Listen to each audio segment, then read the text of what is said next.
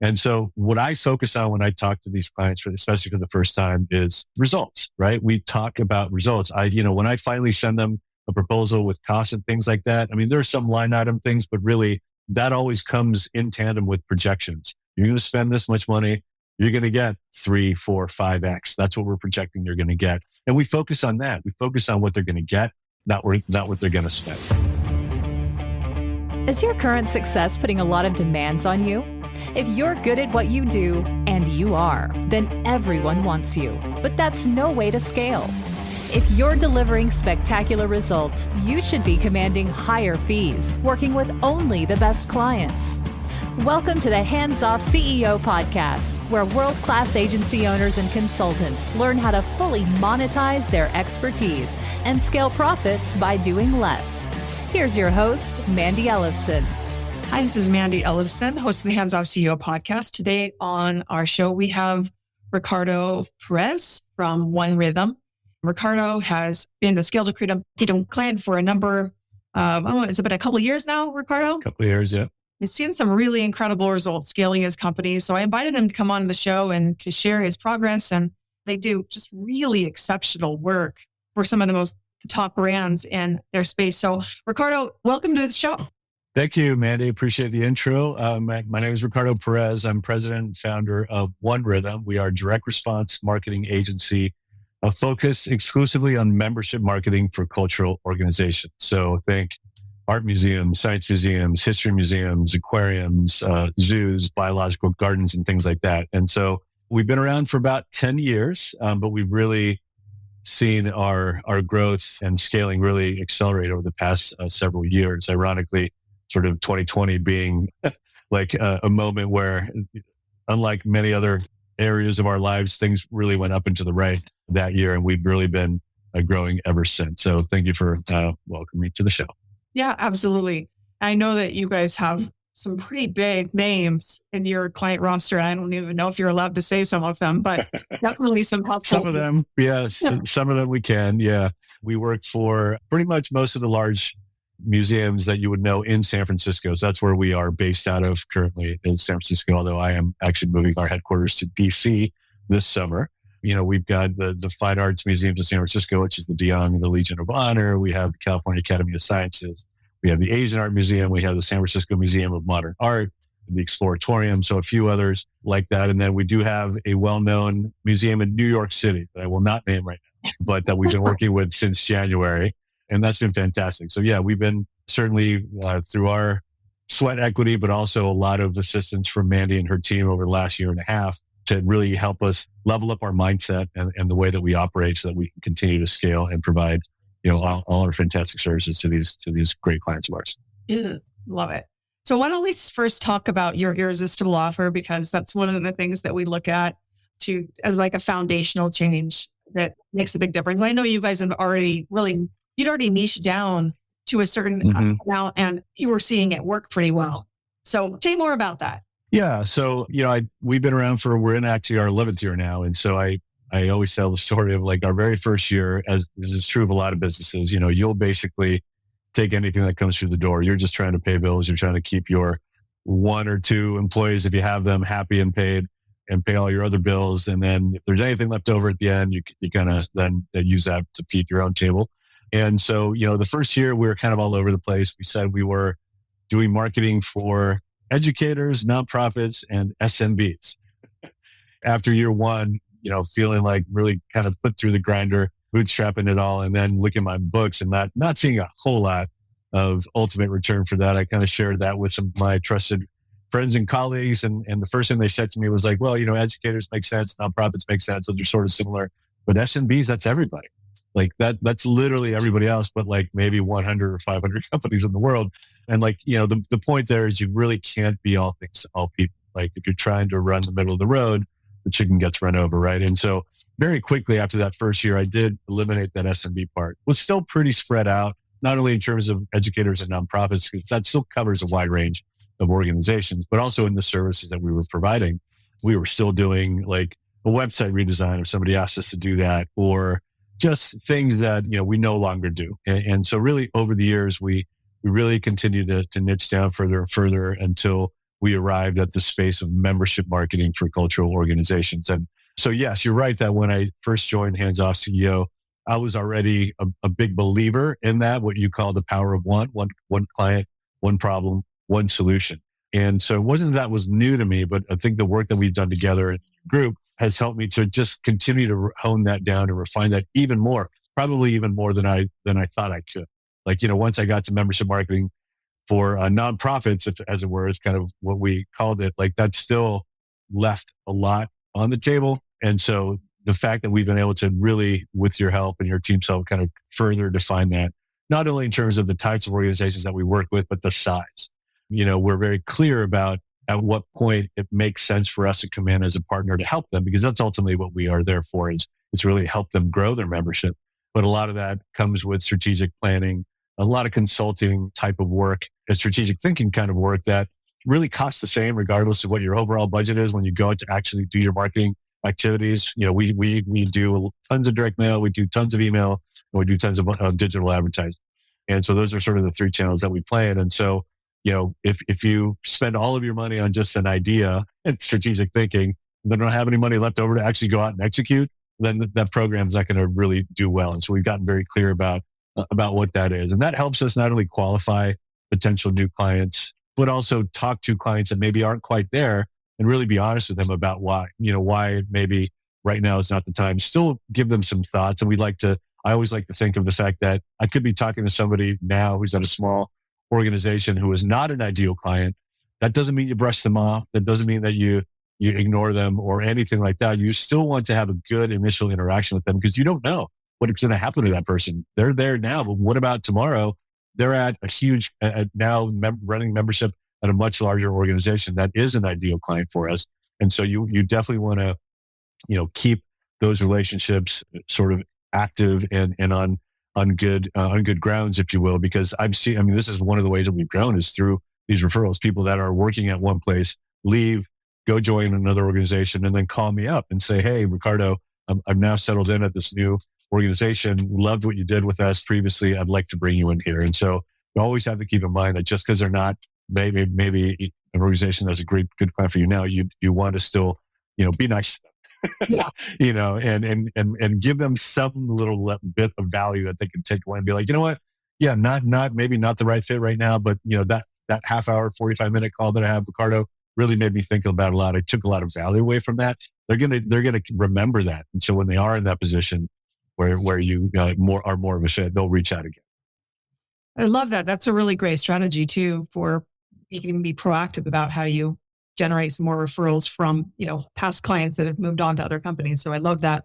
So you mentioned something about size and how you refined to like what stages of these companies that you're working with.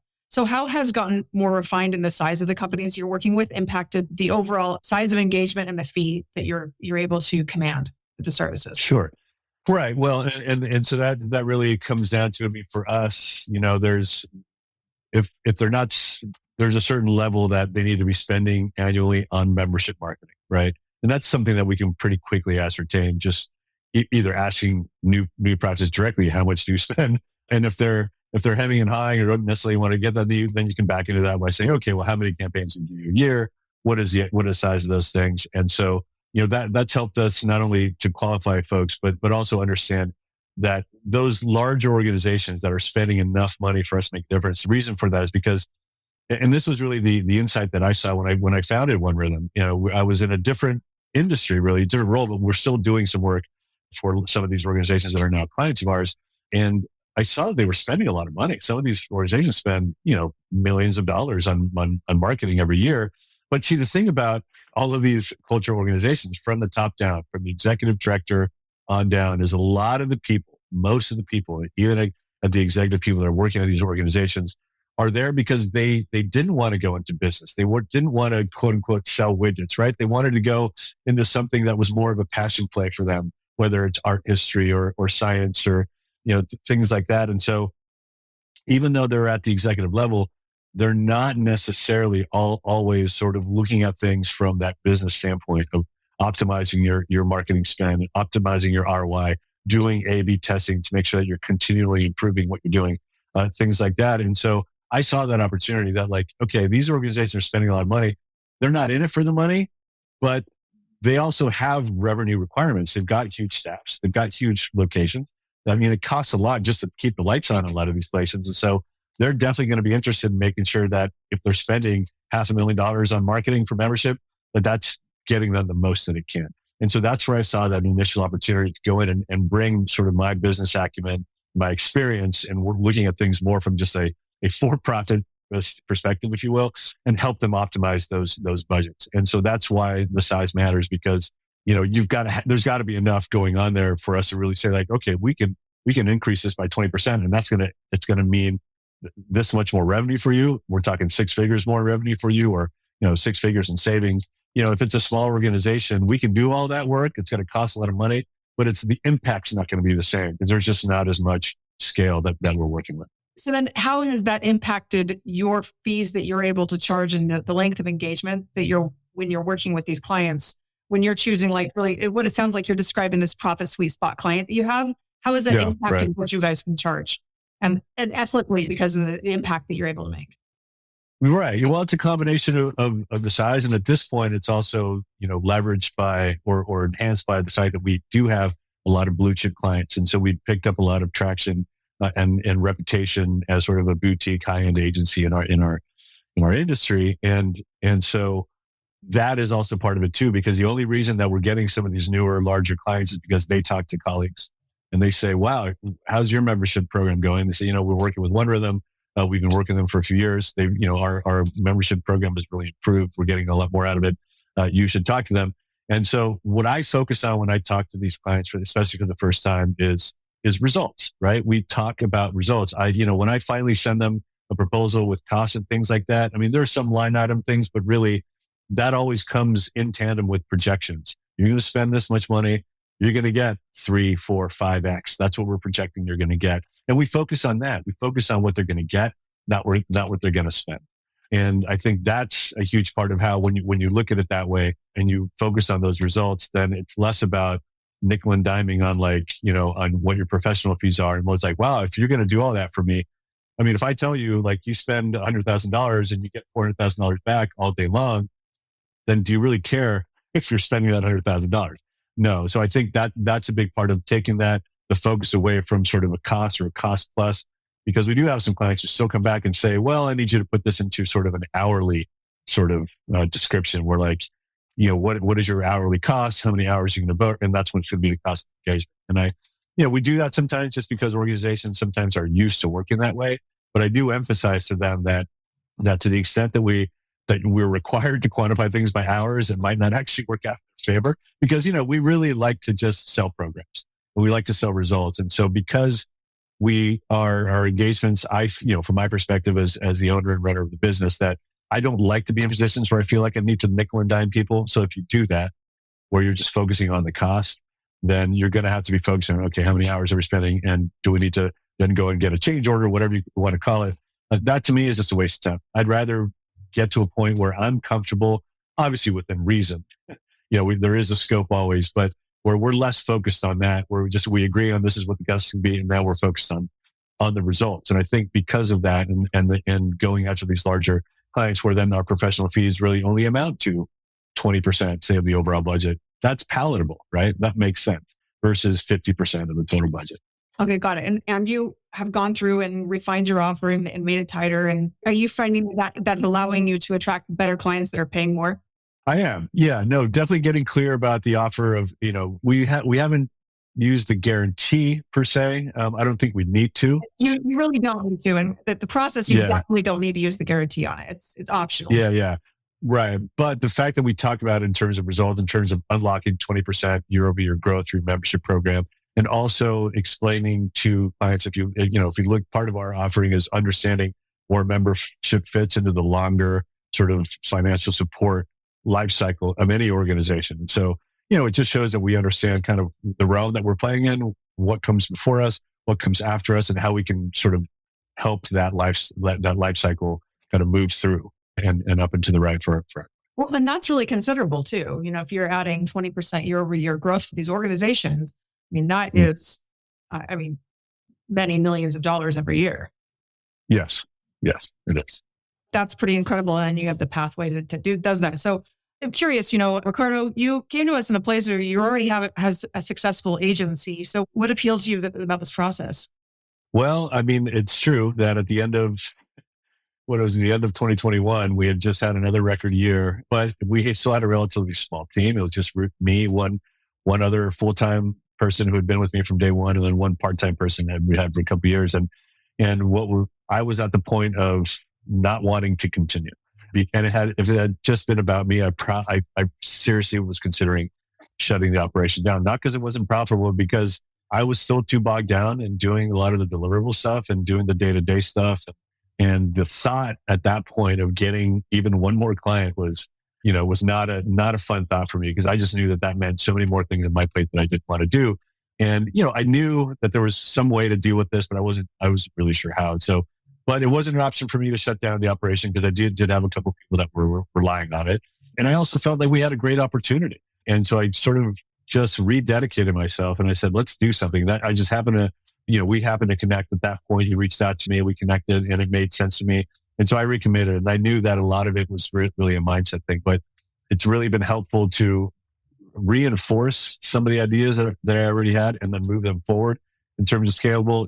It's been a huge help to really focus on the SOPs, because that's the other side of focusing on a niche, right? And doing the same things across clients. So we're not reinventing the wheel every time we get a new client. That's really what makes it scalable. And that's scalable versus growth, right? Growth just means more work for everybody all the time, more grunt work. And it's kind of not fun. That's where I was before I signed on with Hands-Off CEOs. We were growing, but it was painful. And, the idea that even that perspective shift, like, well, growth is one thing, but scalability is something else entirely. That was a big aha moment for me. And I'm like, that's actually true, because that's a benefit of niching down that we hadn't really capitalized on yet, and that we have put a lot of work in since then over the last year and a half. Not only have we hired a lot of team members to take some of the things off my plate, but also focusing on creating SOPs so that everyone knows what they're doing, not always with my input, which was a huge problem too. Because I was a bottleneck. I was kind of a bottleneck in that I knew I was the bottleneck, and it was also painful to be the bottleneck. And so, I really needed to get out of that. And so all of these things have really been helpful for us to create now standard processes. So when we bring in new team members, interviewing yet another role that we're hiring in a couple of hours here. And it's been great to have those things in place. As we get new people on board, there's now a process. We can onboard them to get to know our culture, but then also specifically the processes that they need to follow. And we encourage and empower everyone on our staff to continue to develop those out. It's not a top-down thing. It doesn't have to come from me entirely anymore. Now that we've got a sort of more of an established culture and established priorities, now everyone is empowered to create SOPs and refine those and just get things done without me having to check every single thing that everybody does. Right. First of all, I would actually just check in with you on see if this is what you've experienced. One of the things that we see a lot of times with consulting companies, agencies, you guys are kind of somewhere in the middle between that. Mm-hmm. Most of our clients are kind of somewhere in the middle, where they're doing kind of some done for you work, some consulting work. It's all kind of together.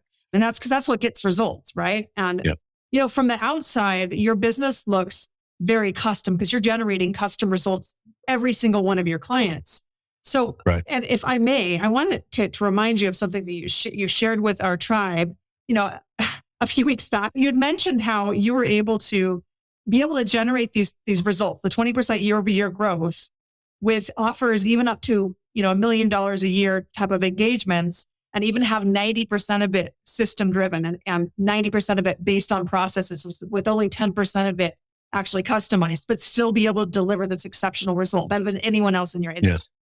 Yeah. I mean, and I think it sounds counterintuitive, right? But it's not. And the reason that it's not is because when you have that 80, 90% of your processes really kind of dialed in, systematized, so that multiple people on your team can follow and execute on those things. And let's be honest, I mean, because a lot of these things are repetitive. Again, I mean, email campaigns, regardless who we're doing them for. But that frees you to really actually focus on that 10%, which is what differentiates you, whether it's because of your strategic thinking or it's because you pour a little bit more effort into some bespoke design on the direct mail package versus just literally being template driven on absolutely everything. But by doing that and then having the ability to focus on that 10% that makes you special, that makes you different, that is ultimately going to move the needle because everyone's doing it. It's like all of our competitors essentially do the same thing that we do, right? It's not like nobody's like, oh, I didn't think about sending direct mail, or oh, I never thought about sending email. Everyone does it. And so that in and of itself is not unique. But what is unique is, our ability to take those same elements and either orchestrate them in a slightly different way that we know based on our experience and our results works better. Continue to test those things because every client is different and their audiences are all different.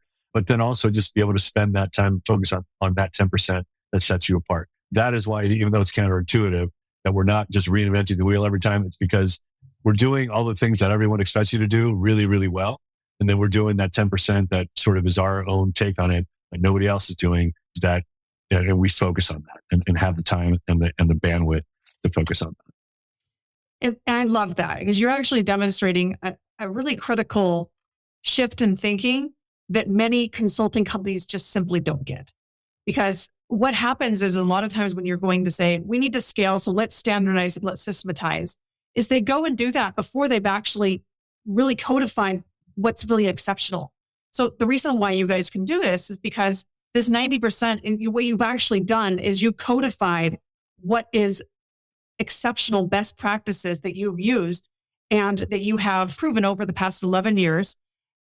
And then on top of that, I know you have a long marketing career before that. So all of these things have been crystallized into these best practices that it's taken all of the expertise that you have developed over decades, and it's crystallized these into repeatable systems and processes that your team can now add more value to. Because it's not just you. I know that your team has added value to this as well. No, absolutely. Yeah, all that is accurate. And that's, the other thing that I would say has been super helpful, and it's something that we've really kind of implemented the start of this year, and that is company culture and focus on company culture, core values. Because, we spent pretty much all of 2022, our focus was build capacity. So we hired 5 people in various different roles.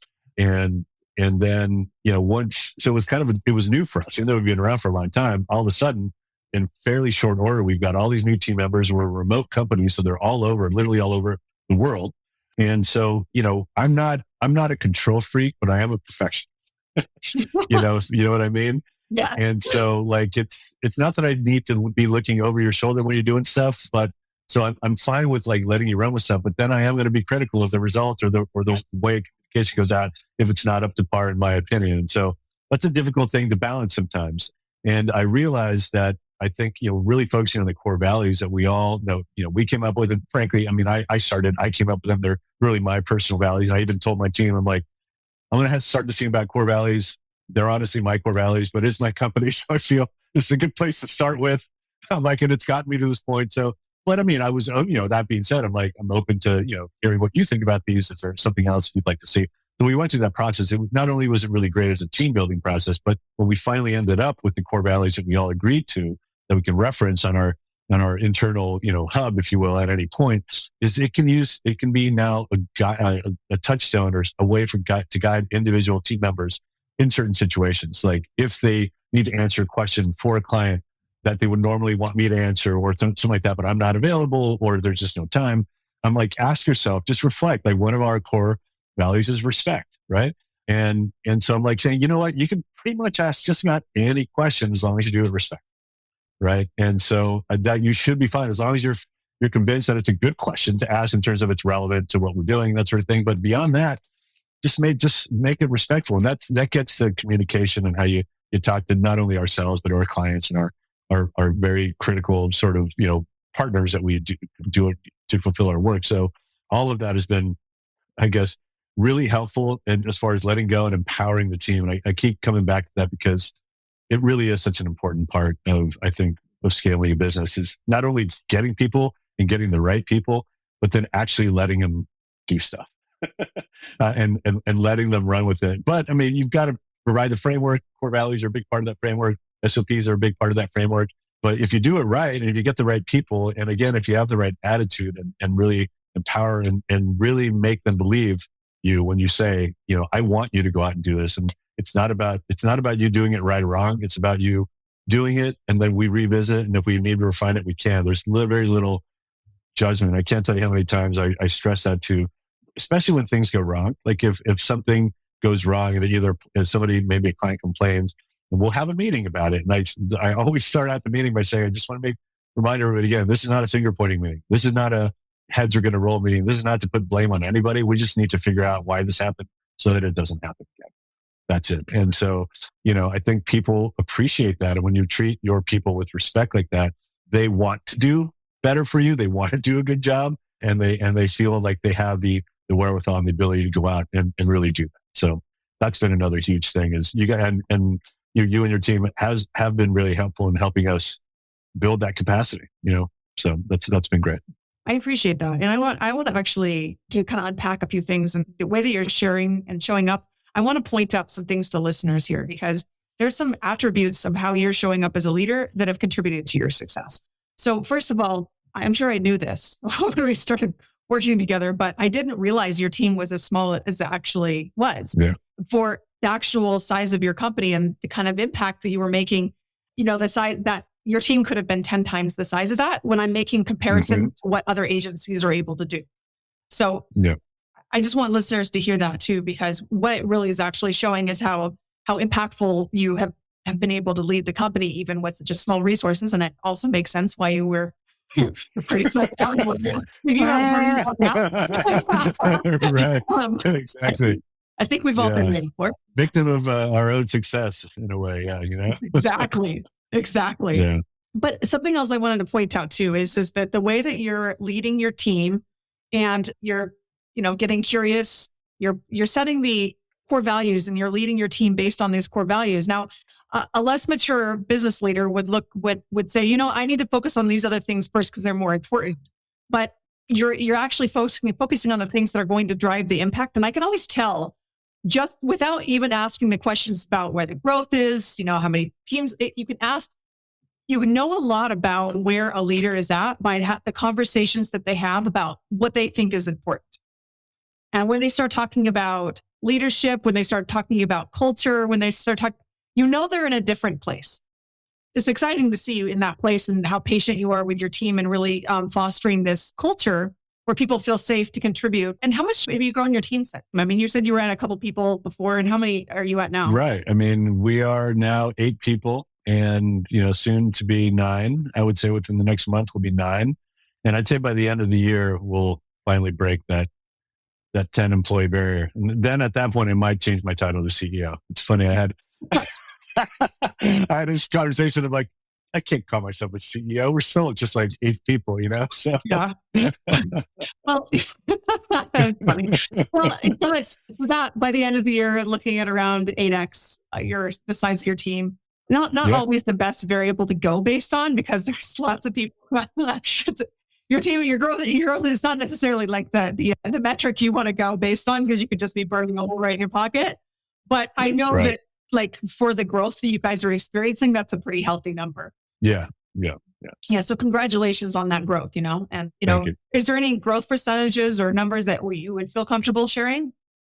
Yeah. I mean, we've been growing at a minimum of 35% and sometimes as much as 50% year over year since 2019. And, 2020, as I mentioned earlier, at the beginning was sort of a watermark. That was the first year that we broke $1 million in revenue. And we've been, continuing to build on that ever since. And so we're more than 3x that. I expect to be more than 3x that by the end of this year. Nice. So, looking at this, what are some of the things that you found has made the biggest difference in keeping up with the pace of growth that you have, other than what we've already talked about?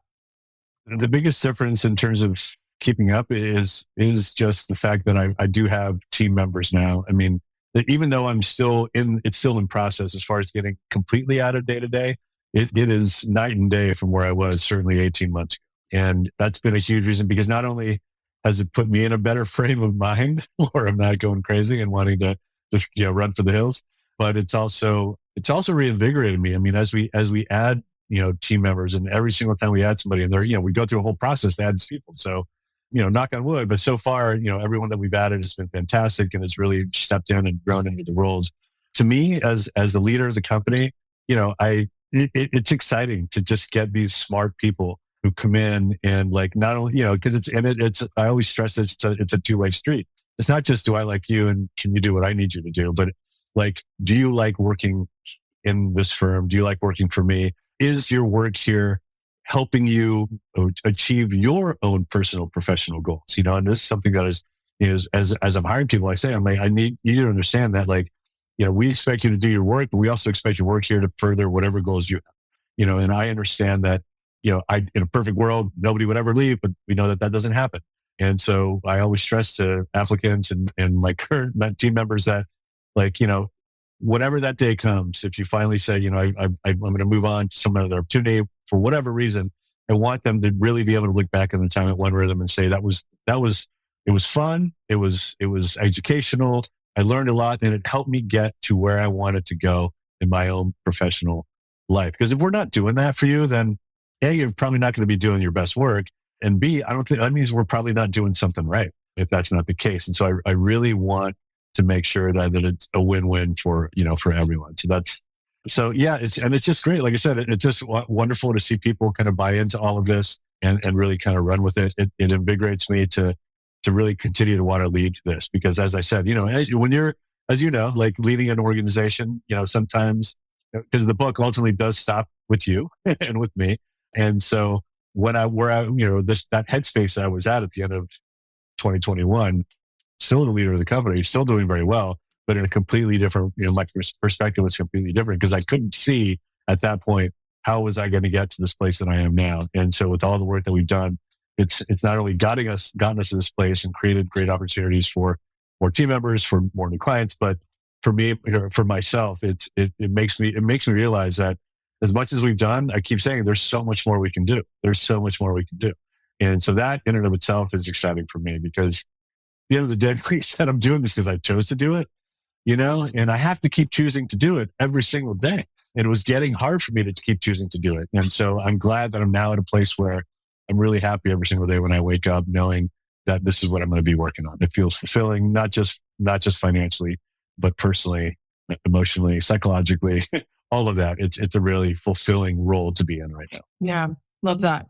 So if you were talking with another, consulting agency CEO, and maybe they got to a point where they become a victim of their own success, their company's growing fast, but they are, and maybe they're even doing a lot of the right things, but they're kind of stuck in that place. What advice would you give them?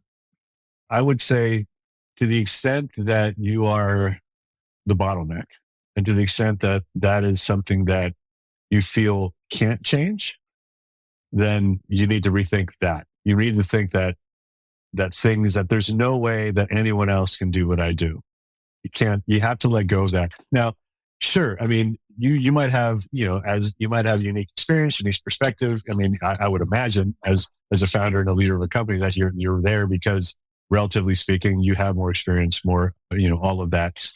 And so it's not that that's meaning less, but we fool ourselves sometimes into thinking that in order for it to get done right, we have to do it. And the problem with that thought is that it works when you're smaller, when you're growing. And maybe it is what's gotten you to where you are now. The fact that you've been so involved in everything. You think to yourself, well, if I've been such a critical part of getting us to this point, then don't I have to be a critical part of all this stuff, even as we grow?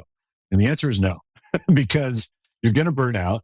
And that means that even the things that you used to do really well yourself, you're not going to do well anymore, because you're going to be whether it's just a bandwidth thing where you don't have enough time, but you also start resenting it because you don't want to keep doing the same stuff all the time, and you get burnt out. And so I would say that more than anything else is, like, to the extent that you think that you have to be the one to do all this, that, and the other, really need to re-examine that, because it's not true most of the time. You are able to download and brain dump and set up SOPs to people that you trust that work for you, that they will honestly, like, in a lot of ways, eventually probably do it better than you would ever done it.